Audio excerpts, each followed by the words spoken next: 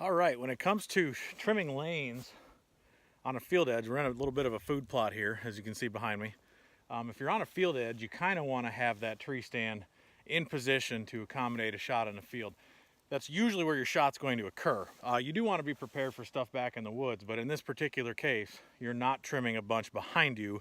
So what I've done is not over trim this tree. We're going to get up and take a look, but here it is, right here. And you can see I left a bunch of those pine branches there without trimming them. So that allows me to get in position to maybe get drawn if there's a deer in the field, or you know how they surprise you that way. So we're gonna crawl up there. I'll show you what I mean. And this is a good spot. I'll show you what it looks like. All right, when it comes to archery hunting in this spot, you'll see that I have open windows all the way through this thing, but I left quite a bit in the tree. And the reason for that is so that I can stay in position, or if you happen to be reading or looking at your phone or just flat not prepared when the deer show up, at least you can get into position. So a couple things to look at. We're going to turn around. Now I have not cleared a shot in here. It is so thick it's like a jungle. But what's nice is I've got a bunch of backdrop here that's going to block my outline up in this tree. Let me show you exactly what I'm talking about.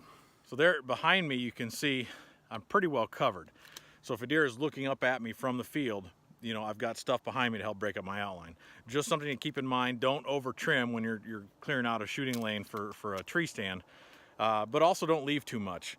I can tell right now it's summer. I'm out checking this spot knowing I'm going to have to probably put a little work in to cut a few of the smaller limbs off. But you know, if you're not going to trim out a brand new stand and you're going to check out a former stand, it's probably important to you know, make sure before hunting season gets here that your lanes are clear. It's pretty important to leave some open spots in between the branches of the tree that you're actually sitting in.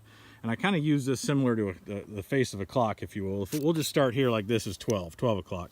Got a shot at 12 o'clock. I may have to trim some of these guys out here so I have a shot across the field. 1 o'clock, I got a branch. I left it in on purpose. 2 o'clock, clearly I'm gonna have to drop some of those little guys. But a nice shot at 2 o'clock. 3 o'clock, I got another branch in the way. 4 o'clock, I got another opening. I may have to zip that one and maybe trim some of this tree down. But the important thing is to make sure that you have enough cover combined with enough open areas to slip an arrow through. This is not necessarily a rifle or a gun stand. I will be bow hunting out of this, so I want to make sure I've got as many shot opportunities as possible without sacrificing cover. I've got the backdrop behind me. I've got the food out there. I need to have the right wind. It's going to have to blow right like that to the camera for this spot to be huntable. So remember, less is more with tree stands. Trim those lanes out conservatively.